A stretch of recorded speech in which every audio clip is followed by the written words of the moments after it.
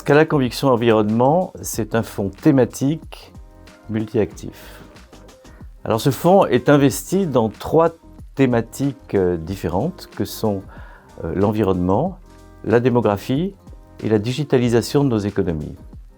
Alors on voit que c'est des thématiques différentes, mais c'est des thématiques qui sont imbriquées, parce que quand on parle de démographie et d'environnement, on va parler de gestion des ressources, on va parler de gestion de nos villes, on va parler de gestion de nos modes de consommation. La digitalisation, la technologie, c'est ce qui va nous permettre, nous, de trouver des solutions pour atteindre la neutralité carbone à terme. Nous, on estime que 75% de ces solutions existent et que 25% de ces solutions sont encore à trouver.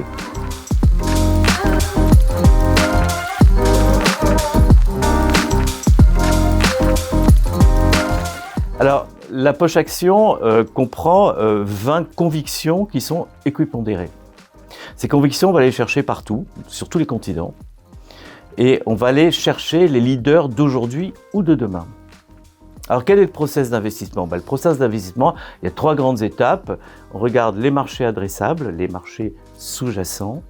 On va regarder les acteurs en présence et analyser la robustesse de ces acteurs. Et puis, on va regarder leur stratégie à long terme, la force, la solidité de leur stratégie à long terme. Voilà. Donc, ce qu'on fait au quotidien, c'est qu'on rencontre les sociétés, on rencontre les managements, et puis on les accompagne sur la durée.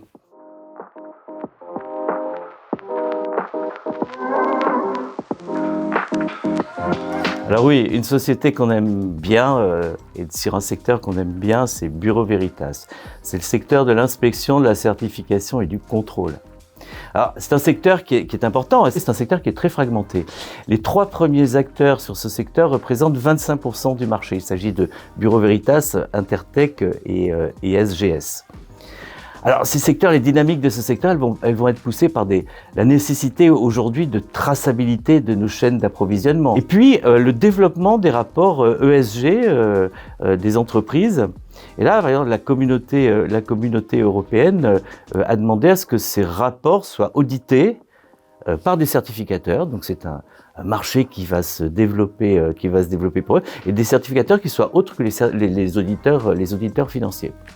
Alors, la croissance de ce marché, elle est de 2 à 4% par an, c'est une croissance très régulière, et les rapports ESG vont probablement rajouter encore 2% de croissance.